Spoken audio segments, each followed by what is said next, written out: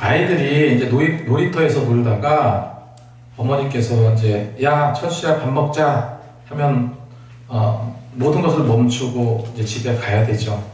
아무리 땅 따먹기 해서 많은 땅을 땄어도 그대로 놓고 가야 됩니다. 바쁘게 살다가 또 힘들게 살다가 열심히 살다가 어떤 모양으로 살아가고 있던 간에 하나님께서 우리를 부르실 때가 있거든요. 우리를 이제 오라고 부르실 때가 있으면 우리는 하고 있던 모든 것을 내려놓고 땅 따먹기 위해서 많은 땅을 땄어도 다 포기하고 가야 하는 거죠. 그래서 세상 모든 것을 싸들고 가는 것이 아니라 다 놓고 간다는 사실 기억하시기 바랍니다. 저 천국으로 부르시지만 하나님은 엉뚱하게 우리가 죄에 빠져 있거나 그랬을 때도 하나님은 우리를 부르십니다. 그래서 그 길이 아니다. 얼른 돌이켜서 거기서 나와라. 이렇게 말씀하신다는 거죠. 근데 정말 문제가 뭔지 아십니까? 하나님은 우리를 그렇게 애타게 부르시는데 하나님이 어디 계신지 인식하지 않고 그냥 육체가 요구하는 대로 살아가다 보면은 하나님께서 애타게 부르시는 그 소리를 듣지 못한다는 거죠. 그냥 아이들처럼 노는데 정신이 팔리고 세상 일들 가운데 정신이 팔리고 또 세상 돈벌이와 또 재미와 이런 것에 주님을 등지고 분명 소리는 들리는데 분명히 이건 주님이 내게 주신 음성인데 하면서도 그거를 거부하고 이렇게 갈 때가 많다는 거죠. 그래서 하나님의 애타는 소리를 우리는 항상 들을 수 있도록 귀를 열어 두시기 바랍니다. 그리고 지금 모든 것을 그냥 스톱하고 하나님께로 돌아가자. 그래서 이 지금 영적인 공간 안에 다른 어떤 불순물들이 침투해서는 안 됩니다. 딴 생각 같은 거, 딴 마음 품지 말고 더욱더 하나님께 집중했으면 좋겠습니다. 예배는 집중이에요. 근데 작은 교회가 가장 힘든 부분이 그 부분이에요. 어제도 우리 이제 저자 목사님하고 통화를 하는데 그 목사님이 한때는 굉장히 성전도 아주 멋있게 하고 수백 명 성도들이 나왔습니다. 근데 이게 재정이 어렵다 보니까 그 건축 비용은 많이 들어가고 이자는 감당 못하고 결국은 이단에게 넘어가 버렸어요. 아마 제가 생각했을 때 하나님의 교회로 넘어간 것 같아요. 근데 그 목사님은 몰랐다고 하는데 중개상이 하니까 모를 수도 있어요. 중개상한테 넘기고 중개상이 또 그거를 이제 대리로 판매를 하니까. 그래서 이제 조그만 상가를 얻어서 예배를 하는데 이제 자꾸 빠져나가는 거예요, 성도들이. 교회가 어느 정도 규모를 갖췄다가 줄여서 가고 그것도 상가교회이다 보니까 이제 너무 이제 사람들이 가는 거죠. 그러다 보니까 이제 감당해야 될 빚은 여전히 떠안고 있는데 힘은 들고 그래서 지금 많이 힘들다 이렇게 이야기하시더라고요. 세태가 또 그런 것 같기도 합니다. 세태가. 그래서 오늘 말씀에 오라 우리가 여호와께 돌아가자. 여호와께서 우리를 찢으셨으나 도로 낫게 하실 것이요 우리를 치셨으나 싸매어 주실 것임이라 기록하고 있습니다. 오늘 말씀에서 호세아라는 한 인물의 결혼 생활이 소개되고 있거든요. 음탕한 기생이었죠. 그 고멜과 혼인하면서 타락하고 죄와 우상에 파묻혀 있는 그 이스라엘 민족을 향한 하나님의 분노를 엿볼 수 있습니다. 그래서 오늘 여호와께서 우리를 찢으셨도다 했습니다. 이게 무슨 말입니까? 찢으셨다. 우리를 찢으셨다. 하지만 어떻게 한다고요? 도로 낫게 하실 것이. 여기서 찢다라는 것은 히브리어로 타라프라는 단어입니다. 이게 어떤 것으로 연상하시면 되냐면 사자가 먹이를 이렇게 맹수를 이렇게 들짐승들을 이렇게 잡아 먹을 때 달려가서 어떻게 합니까? 물고 찢죠. 이것처럼 그 사자가 먹이를 찢는 것처럼 그 심판의 어떤 가혹함을 말하고 있는 뜻이에요. 그래서 이스라엘 백성은 하나님은 우리를 찢으셨다 했어요. 타락과 우상 숭배로 인해서 그 진노하심 때문에 진노하심으로 인해서 찢으셨다. 그래서 그냥 말씀대로 계명대로 율법대로 살아가면 되는데 자꾸 이방에 좋지 않은 문물을 신경 쓰다 보니까 자꾸 타락의 길로 우상의 길로 빠져들기 시작한 거예요. 말을 달리게 하려면 어떡합니까? 때로는 당근을 줘서 기분 좋게 해주고 때로는 채찍을 사용하듯이 하나님은 우리 인생을 어루기도 하시고 달래기도 하신다. 정말 원치 않은 길로 계속 가면 때로는 채찍을 드시기도 한다. 그래서 내가 끌려가는 길로 가다가 정말로 하나님께 얻어 터지며 돌아오는 인생이 되지는 말자. 이렇게 말씀드리고 싶습니다. 그래서 하나님 우리 인생의 목적을 이끌어 가고자 하는 분명한 목적이 계시고 우리를 영생으로 이끌려는 계획이 있으시다는 거죠.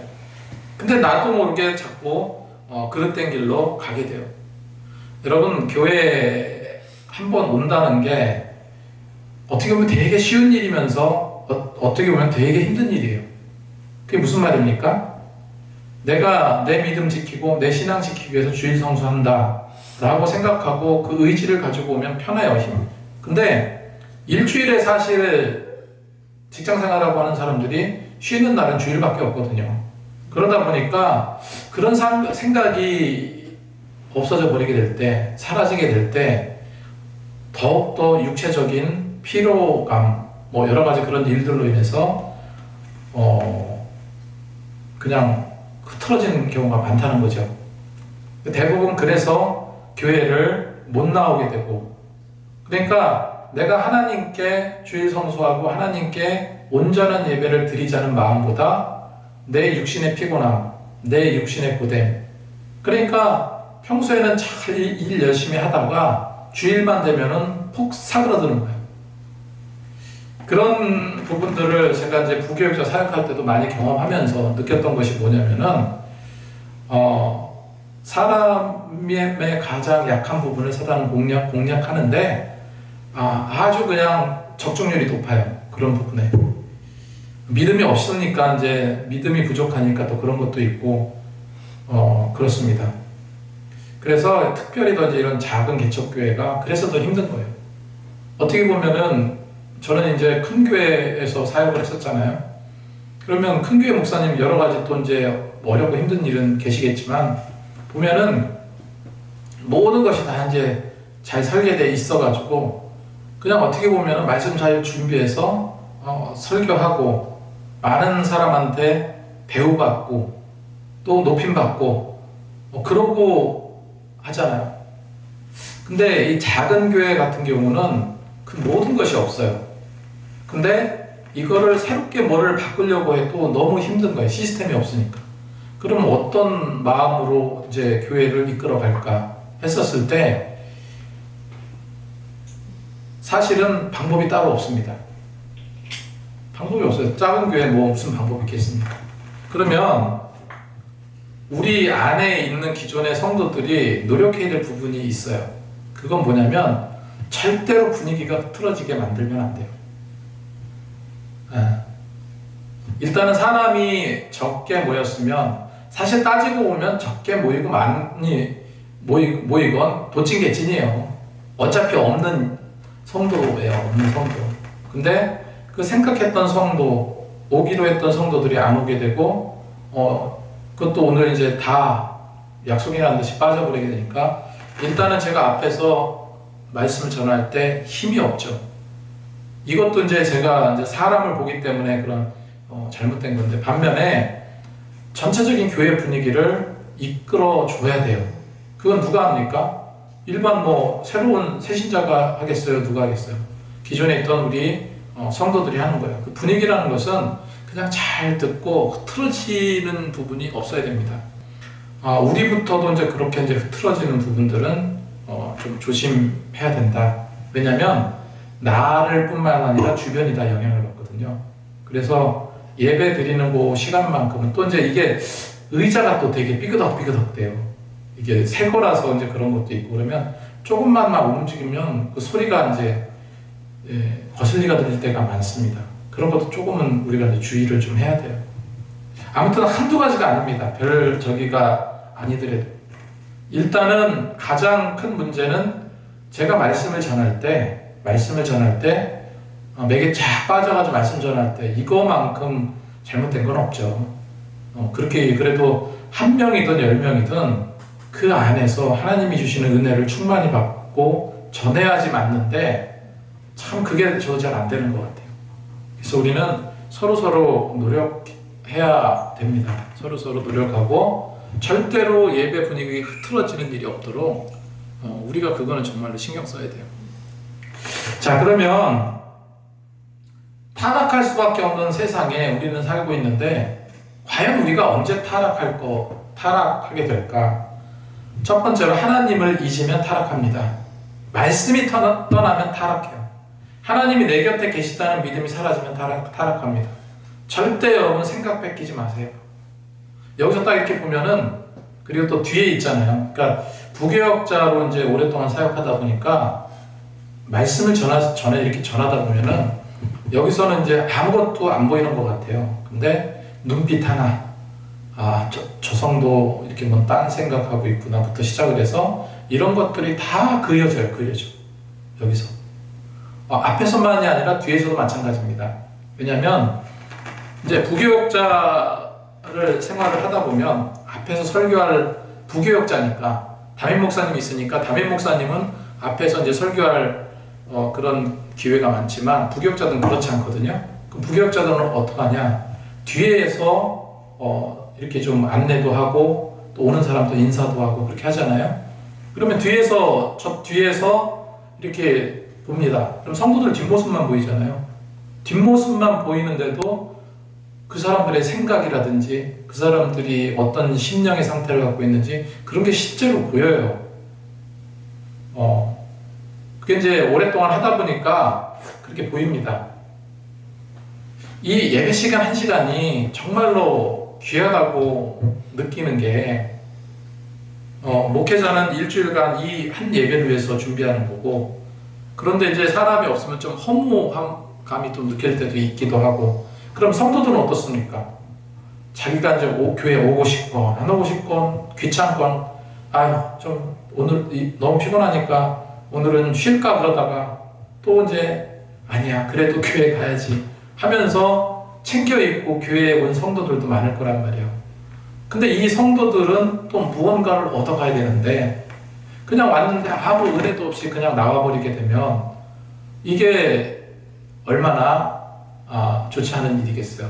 그러면 어떻게 되냐면 나는 이제 나로서 이제 자책이 되는 거죠. 뭔가 하나라도 집어가게, 그래서 뭔가 뿌듯한 마음으로 교회를 나갈 수 있도록 해야 되는데 이런 생각이 들 때가 많습니다. 그래서 우리는 이제 이런 부분들 예배에 집중하고 예배를 위해서 노력하는 것은 내가 뭐를 하고 그 사람 뭐를 하도록 이렇게 하라는 얘기가 아니고 내 마음가짐부터 정말로 잘 잡고 분위기를 형성해 나가자는 거예요. 그러지 않으면은 쉽지 않다. 어차피 개척교회는 쉽지 않습니다. 어차피 개척교회는 쉽지 않은데 그래도 하나님께서 세워 가실 거니까. 자, 하나님을 잊으면 타락해요. 여러분 절대 생각을 뺏기지 마시기 바랍니다. 오늘 성경 배경은 이스라엘 남북조 시대입니다. 북한과 북쪽 이스라엘과 남쪽이 갈라져 있었던 그런 시대에 북쪽은 북이스라엘이라고 불렸고 남쪽은 유다였습니다. 근데 굉장히 풍성한 시대였어요. 의식주가 넘쳐났고 물질이 풍성했습니다. 근데 이러다 보니까 아이러니하게도 배가 불러 있다 보니까 하나님을 안 찾아요. 교만의 시대가 되어버렸습니다. 그래서 당시 제사장조차도 하나님의 말씀을 선포하지 않았고요. 말씀대로 살라고 외치지 않았습니다.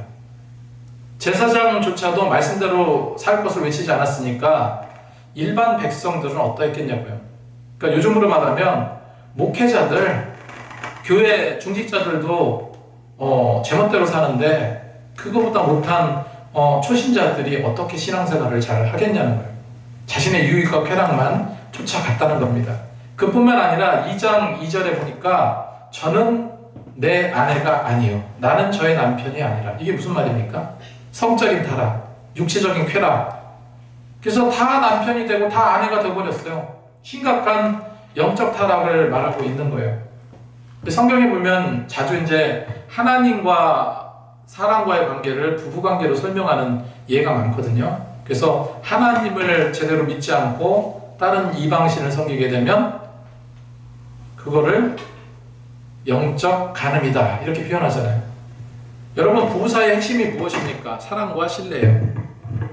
그래서 나이가 들면 주름이 지고 주근깨가 많아져도 더욱 뜨겁게 사랑하고 신뢰해야 하는 것이 부부죠. 이 말씀을 본다면 하나님과 백성과 부부 관계는요 이미 끊어져 버린 상태라는 거예요. 게다가 5절을 보면 저희의 어미는 행음하였고, 여기서 행음했다고 기록하고 있는데 점잖게 번역을 한 겁니다. 그 원문은 뭐냐면은 그냥 창녀라는 뜻이에요. 창녀라는 뜻. 극도로 이런 성적 타락에 빠져 있는 그런 시대였다는 겁니다. 네, 그래서 그 이스라엘을 그런 창녀로 표현하고 있습니다. 제가 이제 예전에 넷플릭스에서 그 영화를 하나 본 게 있는데 ним포매니악이라는 영화인데 이 성 도착증 그 여성의 성 경험담이 담겨져 있는 영화인데요. 주요 부분은 다 모자이크 처리를 했는데 실제로 이렇게 성행위하는 장면이 고스란히 노출된 영화입니다. 그런데 이 영화는 작품성을 인정받았어요. 그래가지고 많은 영화제에서 많은 상을 수상한 그런 영화예요. 여러분, 사람이 가지고 있는 잣대가 이래요. 예술이란 미명하에 음란과 퇴폐도 용서가 되는 시대. 세상의 예술적 기준이 이러하니 우리가 아무리 생각해도 세속적인 것은 막을 수가 없습니다. 그리고 제가 오전에 이제 자세하게 말씀드리지 않았지만은 지금 인권을 가장한 동성애가 극성을 부리고 있는데, 이게 이제 동성 부부가 의료보험 혜택을 받을 수 있다라는 판결이 나왔대요.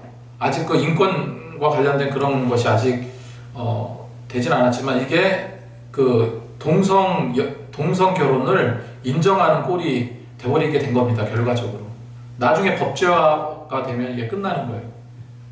그래서 이제 많은 기독교인들, 특히 우리 성도들이, 모든 교회들이 이제 끝났구나, 우리나라도 이제 이런 진짜 이상한 시대가 되었구나 이렇게 생각을 했는데, 그걸 포기하지 못했던 목사님이 한 분 계세요. 바로 세계롭게 손현보 목사님인데, 그분이 막 진짜 울면서 각 교회, 여의도 순복음교회 목사님, 사랑의 교회 오정일 목사님, 그 대형교회 목사들한테 다 전화를 한 거예요. 지금 이대로 우리가 물러설 수 없다, 이대로 돼서는 안 된다 해가지고 의기투합한 겁니다. 그래서 10월 27일 날 우리가 여의도에 대대적으로 모이자. 그러니까 제가 생각할 때 예전에 우리나라에 빌리그레함 목사가 온 적이 있습니다. 그때 이제 전도 행사 왔을 때 여의도 순복음교회가 여의도 지역이 수십만이 모여서 그렇게 이제 기도회를 했던 기억이 있습니다. 아마 이번에 모이게 되면 그때 이후로 가장 많은 사람들이 모이지 않을까 생각이 들어요.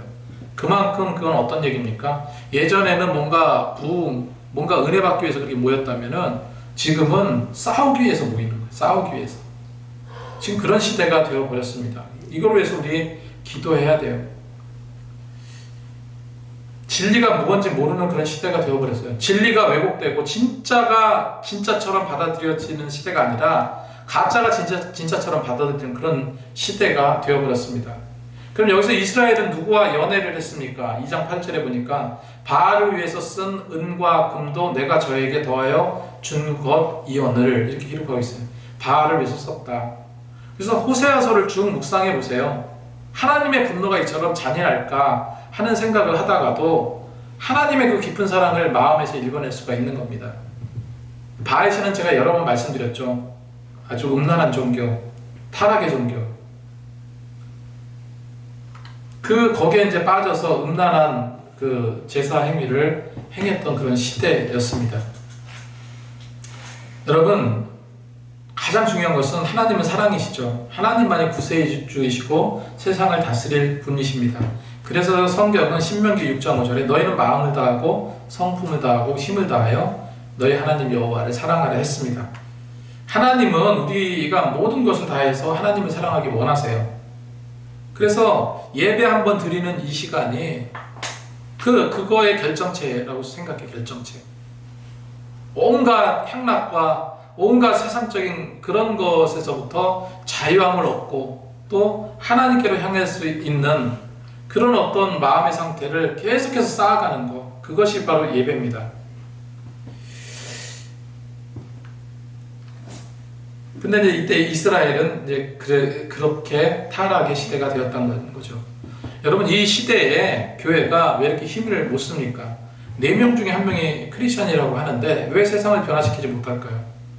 이 세속주의가 사람에게뿐만 아니라 교회에도 침투해 들어오고 있기 때문에 그래요. 교회가 세상을 변화시키는 것이 아니라 세상이 교인들의 마음속에 들어와서 혼란으로 영혼을 빼앗아가고 있는 거예요. 이래서 교회가 모습이 되겠는가? 그죠? 코카콜라 사장은 자기 혈관 속에는 코카콜라가 꼭 흐른다고 이렇게 말을 했는데 그것이 뭡니까? 정신이에요, 정신. 우리에게는 어떤 정신이 깃들여져 있냐는 거예요. 우리 혈관에는 예수가 살아 있습니까? 우리의 영적 혈관에는 정말로 하나님의 사랑이 흐르고 있냐는 겁니다.